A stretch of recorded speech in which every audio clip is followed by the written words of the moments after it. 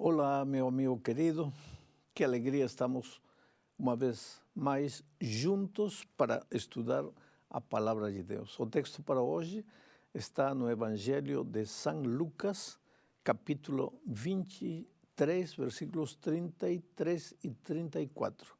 Leia o texto bíblico, diz assim: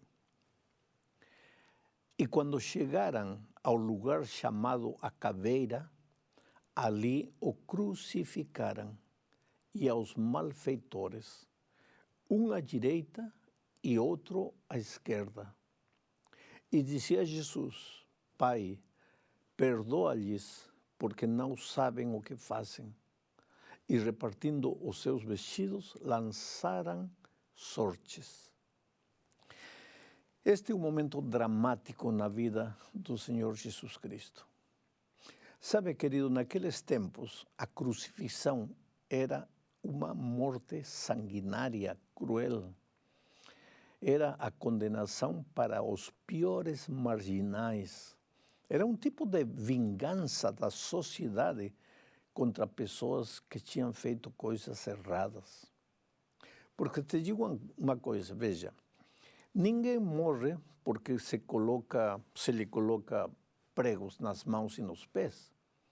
Se pelo menos o prego fosse colocado na cabeça ou no coração, o delinquente morreria. Mas mãos e pés não são partes vitais do corpo. Então, o que acontece? O delinquente era pregado na cruz, a cruz era levantada com o peso do corpo do delinquente, as mãos se rasgavam, o sangue brotava e o delinquente ficava aí pendurado na cruz. E dependendo da capacidade do marginal, ele podia ficar um dia, 2, 3 dias. A lei dizia que não se lhe podia dar comida nem água, só colocar um pouco de vinagre nos lábios e nada mais. E aí estava sangrando. De dia, o sol o queimava. As moscas vinham, se posavam por causa do sangue. De noite, o vento gelado era como um látigo que batia no corpo do homem. Um dia, 2 dias agonizando. E a sociedade embaixo, como dizendo, está vendo? Você nos fez tanto mal, agora pague pelo que você fez. E talvez, desde o ponto de vista humano, isso pudesse ter razão, mas Jesus, que tinha feito de mal? Jesus só tinha amado essas pessoas, só tinha feito milagres, obrado restauração na vida deles. Tinha levado esperança de salvação para a gente perdida e desesperada. Então, por que razão estavam crucificando Jesus? Em realidade, não era Jesus que deveria estar na cruz do Calvário. Éramos você e eu, porque nós sim pecamos e merecemos a morte. Mas o Senhor Jesus nos amou tanto que aceitou a morte para nos salvar da eterna condenação. Lá na cruz do Calvário, Jesus olhou para as pessoas que estavam crucificando ele, e não só o crucificavam, sino que o insultavam, falavam impropérios, falavam coisas horríveis, o ridicularizavam, se burlavam dele. E é nessas circunstâncias que Jesus disse: Pai, perdoa-lhes, porque eles não sabem o que fazem. Oh, querido, o maior púlpito de Jesus não foi na sinagoga, não foi à beira do mar no barco, não foi na montanha. O maior púlpito de Jesus foi no Calvário. Porque ele não pregou acerca do perdão no Calvário. Ele perdoou. Ou seja, ele saiu do mundo maravilhoso da teoria e entrou no terreno doloroso da realidade. Porque uma coisa é pregar o Evangelho e outra muito diferente é viver o Evangelho. Pregar o Evangelho, de alguma maneira, pode resultar fácil, mas viver o Evangelho não é simples. É por isso que o mundo cristão vive, às vezes, a incoerência do Evangelho. Fala do Evangelho, mas não vive o Evangelho. Dizem que o grande líder hindu, Mahatma Gandhi, depois de estudar toda a doutrina cristã, ele um dia disse: a doutrina é maravilhosa. Eu me tornaria cristão se não fosse por causa dos cristãos. O que ele estava dizendo, a teoria é maravilhosa de ser ensinada, de ser pregada e de ser aprendida. Mas os cristãos não vivem essa teoria. A realidade é completamente diferente. E este conceito tem muito de realidade. Porque, querido, eu, ao longo da minha vida, tenho encontrado tanta gente que prega do perdão, mas não consegue perdoar. A ferida no coração está tão aberta, o ressentimento, a mágoa, a dor daquilo que fizeram é tão grande que não podem perdoar, não conseguem perdoar. Um dia, no Rio de Janeiro, lá no Brasil, o país onde eu vivo, terminei de pregar, fui no hotel e recebi uma ligação. E uma mulher disse no telefone: para o Senhor é fácil pregar do perdão, porque o Senhor é amado pelas pessoas. Eu acho que ninguém machucou o Senhor, ninguém feriu o Senhor, ninguém falou mal do Senhor. Mas se o Senhor estivesse em meu lugar, não falaria do perdão como o Senhor falou esta noite. E ela me contou a história dela. Tinha uma amiga de criança, os anos passaram, ela veio para Rio de Janeiro, casou com um homem de bastante dinheiro, tinha uma casa bonita, confortável, e um dia recebeu uma carta da amiga da infância, que dizia: olha, eu quero ir para Rio de Janeiro porque a situação econômica aqui na minha cidade está crítica, não sei se você pode me ajudar. E depois ela disse: vem, amiga, fica aqui em casa, eu vou te ajudar. E ficou em casa. Enquanto ela procurava emprego, aí arrumou um bom emprego. E um dia disse para a senhora: bom, obrigado por ter me recebido, agora eu já vou alugar minha casa. E ela disse: não, mas aqui em casa vivemos só meu marido e eu. E temos 2, 3 quartos, fica num quarto, fica aqui, nos fazemos companhia, somos amigos desde quando éramos crianças.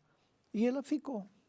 Só que alguns meses depois, esta senhora que estava falando comigo no telefone encontrou o marido dela com a melhor amiga numa situação muito triste. Então, ela ficou tão brava com esse homem e com a melhor amiga. E ela disse: eles me traíram. Eu não sei se alguma vez você pensou na palavra traição. Um desconhecido não pode te trair. Uma pessoa distante de você não pode te trair. Geralmente quem te trai é quem te conhece, quem está perto de você. Aquela pessoa em quem você confiou, é essa pessoa que te trai. E por isso que a traição dói muito. Porque se uma pessoa distante te fizesse mal, dói, mas não dói tanto. Mas se uma pessoa em quem você confia te trai, isso dói, e dói muito. E agora esta senhora não conseguia perdonar aquele homem, aquela mulher. Não queria viver, não queria ver eles para nada, queria fazer-lhes mal e não podia como. Queria se vingar e não sabia como.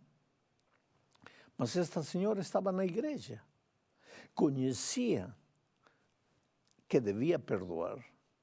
Seguramente lia na palavra de Deus que Jesus na cruz do Calvário, aqueles que estavam injuriando ele, disse, meu Deus, perdoa-lhes, porque não sabem o que fazem.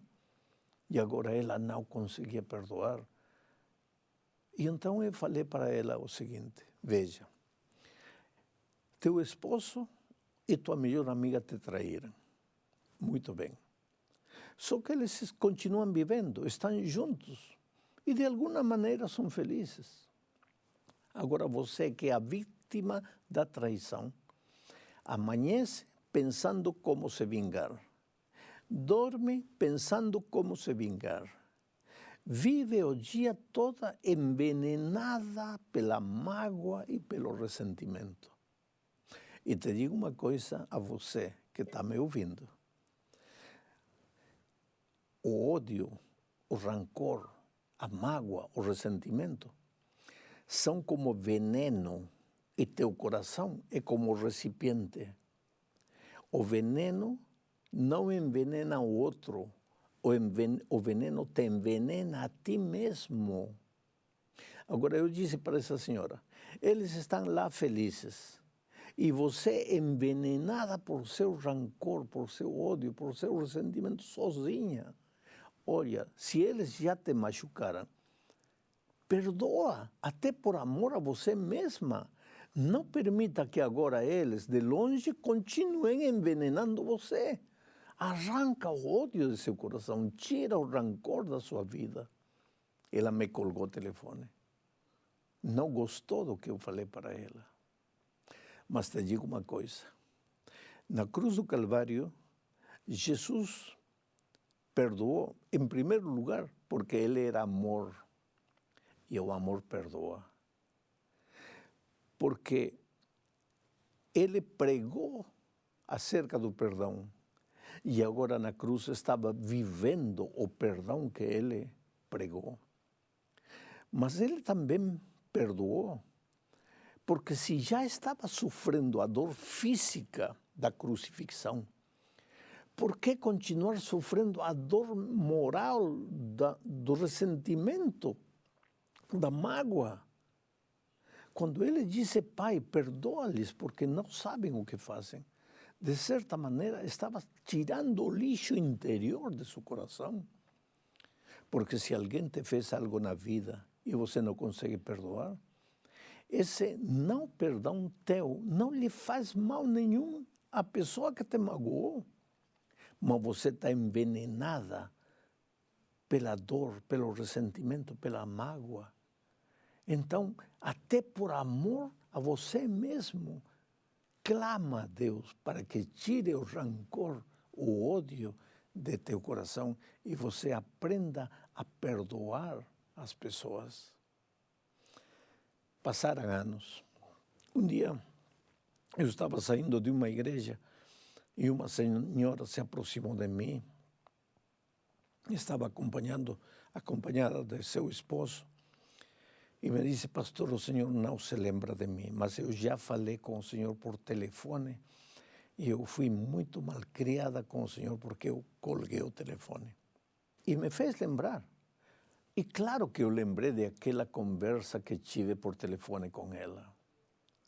E ela me disse, pastor, quando o senhor me disse que eu devia perdoar até por amor a mim mesma, eu fiquei brava com o senhor.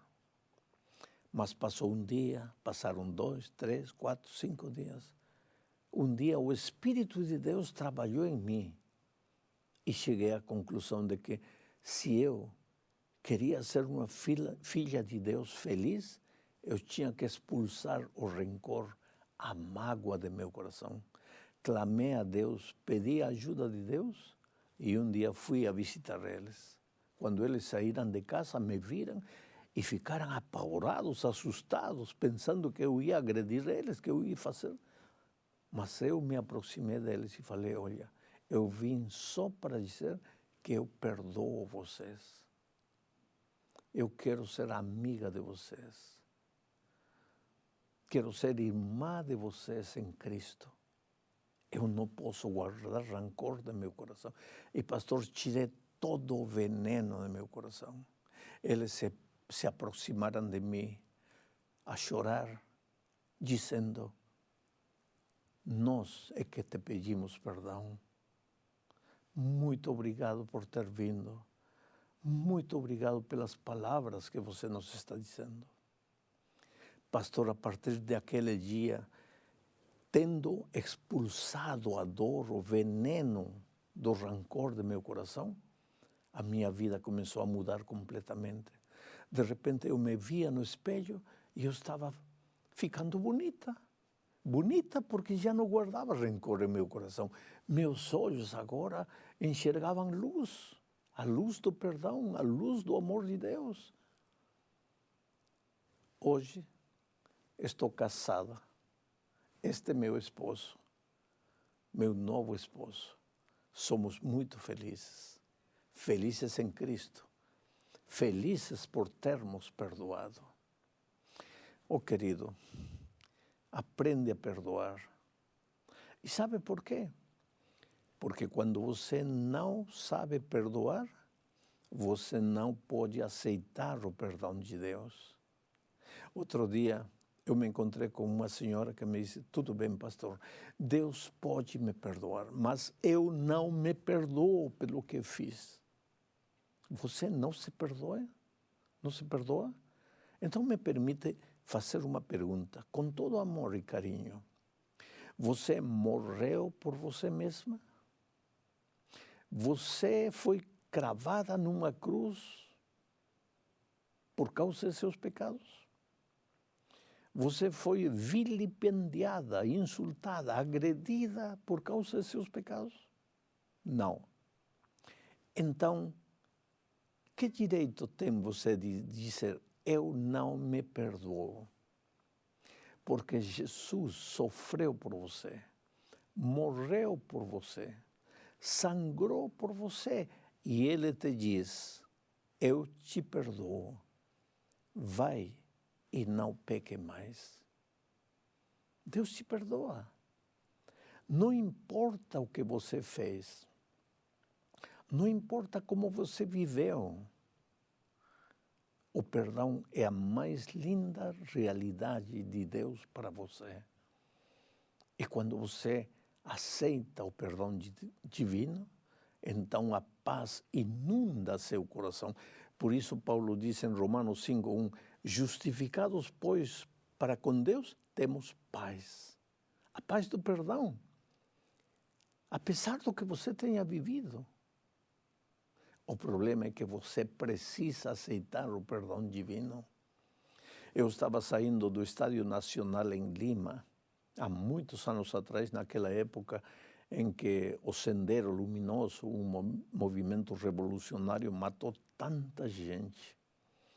Eu estava saindo e um homem me procurou no mês de junho, mês de frio lá no Peru, com um boné, um cachecol na garganta, óculos escuros em meio da noite escura, imagina. Evidentemente não queria ser reconhecido por ninguém. E ele disse: pastor, eu não vim aqui no estádio para ouvir a sua pregação. Eu vim porque eu sou parte do Sendero Luminoso. Eu vim cumprindo um trabalho que se me encomendou, porque nós estamos presentes em todos os lugares, vigiamos tudo, controlamos tudo. Mas esta noite, eu lhe digo uma coisa: eu já matei gente, minhas mãos estão manchadas de sangue, mas eu fiz tudo isso para destruir esta sociedade e construir um novo mundo, construir uma nova sociedade. Mas esta noite, quando o Senhor pregou, eu entendi que todo o sangue que tinha que ser derramado para construir um novo ser humano já foi derramado na cruz do Calvário. Mas o que você quer que eu faça com minha vida? Com minhas mãos manchadas de sangue? Que posso fazer com as noites de pesadelo em que eu vejo gente me suplicando para não tirar a vida. E eu, em nome do movimento revolucionário, tirei a vida deles. Para mim não tem perdão. Eu estou completamente perdido. Oh, querido, talvez você não seja nem de perto este homem. Talvez tuas mãos não estão manchadas de sangue. Mas você tem vagueado pelo mundo da miséria, do pecado, da promiscuidade. A tua consciência bate de dia e de noite e você não tem paz. Eu te digo uma coisa em nome de Jesus. Você não tem direito de caminhar pelas ruas escuras desta vida, desesperado, achando que o único que você merece é a morte. Não. Porque Jesus morreu por você. Ele derramou seu sangue por você. Na cruz do Calvário ele disse, perdoa-lhes porque não sabem o que fazem. E estava se referindo especificamente às pessoas que o estavam crucificando. Mas o que você acha que nossos pecados provocam em Jesus? Cada pecado nosso é uma martelada que você dá nos cravos que machucam as mãos de Cristo, o coração de Jesus. E, no entanto, ele disse, filho, eu morri por teus pecados. Eu morri para você não viver atormentado pelo peso da culpa, pelo peso da consciência. É por isso que eu sempre digo, hoje é o dia de Boa Nova. Este é o momento. Entregue-se a Jesus. Eu conheci um policial que entrou no tanque do batismo carregado por 4 diáconos porque ele não podia andar. Suas mãos também estavam manchadas de sangue. Ele tinha matado muito delinquente, muito marginal. Um dia, num intercâmbio de balas com a polícia, com os delinquentes, uma bala atravessou sua coluna e ficou condenado a uma cadeira de rodas para sempre. Ele nunca tinha querido saber de Jesus. A esposa era membro de igreja. A esposa falava do amor de Jesus para ele, mas ele era militar forte, revólver em mão, andava caçando bandidos. Agora, numa cadeira de rodas, um dia, a esposa viu ele chorando, se aproximou, o abraçou e disse, filho, o que está acontecendo? E ele disse, olha, você me falou tanto de Jesus, mas eu nunca quis saber nada dele. Agora aqui prostrado numa cadeira, sem poder andar, se eu entregar minha vida a Jesus, você acha que ele vai me perdoar? Que ele vai me aceitar? E a esposa o abraçou, o beijou e disse, filho, quem disse que Jesus estava interessado em você porque você podia fazer alguma coisa por ele? Jesus sempre te amou, nunca deixou de te amar. Essa bala que atravessou sua coluna podia ter chegado na sua cabeça. Você podia ter morrido, mas Deus te guardou. E assim na cadeira de rodas, você continua valendo muito para Jesus. Então ele se entregou a Jesus e foi se batizar carregado por 4 diáconos para entrar no tanque do batismo. Mas se batizou e nasceu como um homem novo. E hoje na cadeira de rodas ele é um tremendo pregador, por onde ele vai, prega do Evangelho, fala do amor transformador de Jesus. Oh, querido, você é precioso para Deus. Você não tem ideia de quanto vale para o Senhor Jesus. Quem é você? Como você vive? Às vezes, o ser humano moderno acha que na vida dele não tem lugar para Deus. O ser humano endeusa seu próprio conhecimento. endeusa o dinheiro, endeusa os prazeres desta vida. Mas por mais que você corra alucinado atrás de tudo que este mundo possa lhe oferecer, há momentos em que literalmente, quando você está sozinho, em meio da noite escura, você se sente perdido. Você sente que falta algo na sua vida. Sabe por quê? É porque você saiu das mãos de Deus. Acredite ou não, quer você aceitar ou não, você um dia saiu das mãos de Deus. E longe de Deus nunca será feliz. Faça o que você fizer. Diga o que você disser. Vá para onde você quiser. Você nunca será completo longe de Deus. Sabe por quê? Porque em sua vida haverá um desequilíbrio, o que os psicólogos chamam ausência de Deus, nostalgia de Deus, saudade de Deus, porque você saiu das mãos de Deus. Você só será completo quando se devolver a Deus, quando se entregar ao Senhor Jesus. Por isso a Bíblia diz, hoje é o dia de boa nova. Hoje é o dia de salvação. Não é amanhã, não é depois de amanhã, não é quando você se aposentar, não é quando você se formar na universidade, não é o próximo ano, é hoje. O Espírito de Deus está chamando você. E a Bíblia diz, se ouvirdes hoje sua voz, então não endureçais o vosso coração. O que você está esperando para se entregar a Jesus? O que você está esperando para ser perdoado? O que você está esperando para perdoar a quem magoou você? Este é o seu momento existencial. Este é o momento de seu encontro pessoal com Jesus. Entregue-se a Ele, rinda-se a Ele, deixe que Ele faça por você o que você não pode fazer sozinho. Que Deus te abençoe. Entre em contato com o telefone que está aparecendo aí na tela. Tem muita gente disposta a orar por você. Tem muita gente disposta a ajudar você a estudar a Bíblia com você. Mas chame, abra seu coração, disponha-se a seguir a Jesus.